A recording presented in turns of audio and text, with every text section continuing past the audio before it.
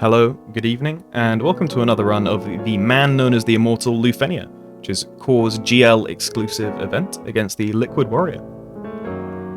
So we're running a team of Ashe, Eald'Narche, and Yang, although we will be pulling out Yang pretty early on, because I'm going to want him a little bit later on to deal with the orb.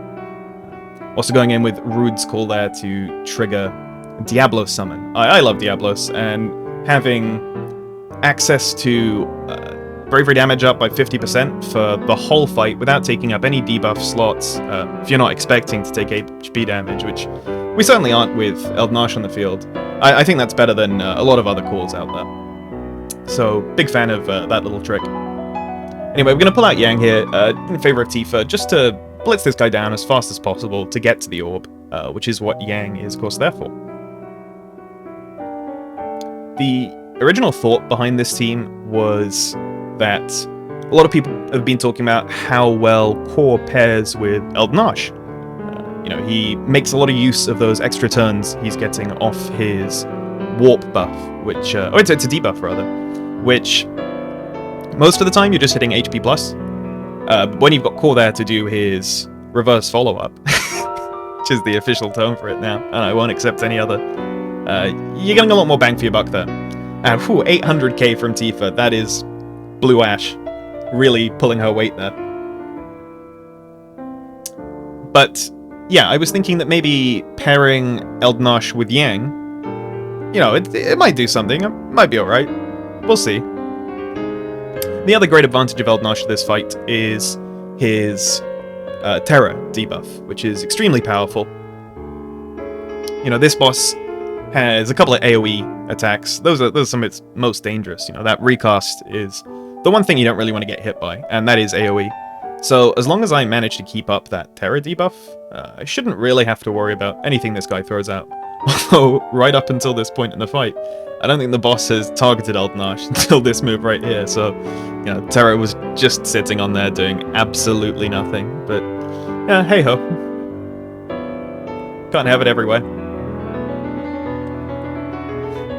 Ashe, of course, synergizes pretty nicely with Eald'Narche. He does eat through her Queen's Order turns and struggles to make the most of them. But at the same time, he getting that Vortex a little bit more frequently, spacing those out based on when Ashe uses her Queen's Order HP attack, you can have much more reliable Terror up on the enemy all the time. So, I guess, strictly speaking, this is actually a Terror Yang team, but maybe not what most people mean by it. Yang, of course, also loves Queen's Order. It makes so much out of his follow-up attacks, and a lot of the time, he's hitting 13k with Blue Ashe there, 13k bravery attack, and, he's going to be hitting 125k follow-ups, so pretty happy with how those synergize together.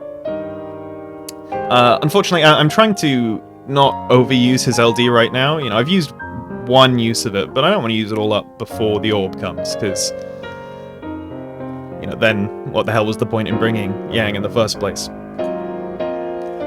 I will say the one thing that this team doesn't really take advantage of is Yang's utility in not getting broken.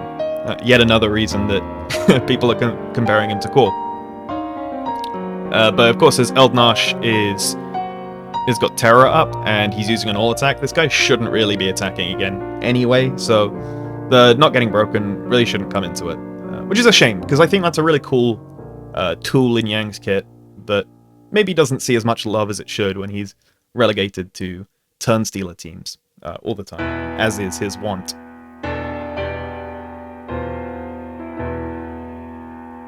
We're just about getting to the orb. I think the orb in this fight is kind of undertuned, but restrictive. It's hard to put into words. I think because the orb is so restrictive, they made the rest of the fight really easy. There are only 3 characters that can deal with it, as I said, which are Noctis BT, Core, and Yang. And of those, you only really have one option to bring in your party if you're doing a TCC Extreme. I'm assuming Yang might be banned as well, who knows? Given that Noctis is BT, Core is of course Synergy, so it's just Yang. And after that, your only options of dealing with the orb are bring a Yang friend, a Noctis friend, or a Core friend. Core friend really does feel like cheating. He might even be banned for this, which would ruin one of my earlier runs. Or to damage race the orb, which it's possible, but it's a lot of HP to get through. It's, I think, 7.5 million from the time the orb appears. So you can do that with launch teams and burst phases, but you've got maybe 20 turns to get it done in, because you've got 10 turns with the orb. The summon is nice enough to actually tick up the orb a bit, then you have all the summon turns. So yeah, maybe 25, 26, yeah, it could be possible. I have to see. In fact, no, fewer than that. You've got about 20 turns, yeah. But as a result, I don't really like it as a TCC-style challenge, just because you're really restricted in how you handle that orb, and there are no other mechanics really to deal with. The fight's undertuned in all other areas. He's got very, very few reduction auras in Brave Gain or Brave Damage. It feels really, really low compared to some of the stuff we've been doing earlier. And that all just sort of combines to make me not really want to do any more interesting team comps with it. I was toying with the idea of bringing 7 for her Snakebite debuff, but with those low auras, you kind of don't need the huge defense down. It's kind of overkill, which is a shame, because, you know, she likes single target fights, and those don't always come around that often. So I was thinking, yeah, maybe 7 with Sephiroth and 9. That sounds like it could work on paper. But even though I didn't play this phenomenally, you know, this was actually my first run with this team. That's how easy the fight is. So there were definitely mistakes I made, things I would have changed. You know, I let him get a break right there, which is really... Yeah, there's no excuse for that when you're running Eald'Narche. But I think that's the last of Oro Strike. So really it's just about piling on the damage at this point and making sure we get him down. Still got Summon, still got plenty of turns, but characters are starting to run out of their skills at this point, and yeah, I remember at this point in the fight I was like, well, do we really have the juice in the bank? I'm gonna run out of ways to tick up the orb, but I didn't need to worry.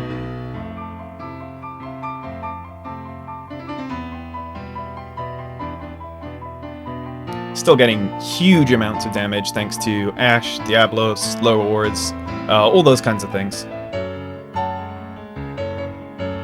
Wow, 300k with Eald'Narche LD, 350k. That's a really nice sight to see.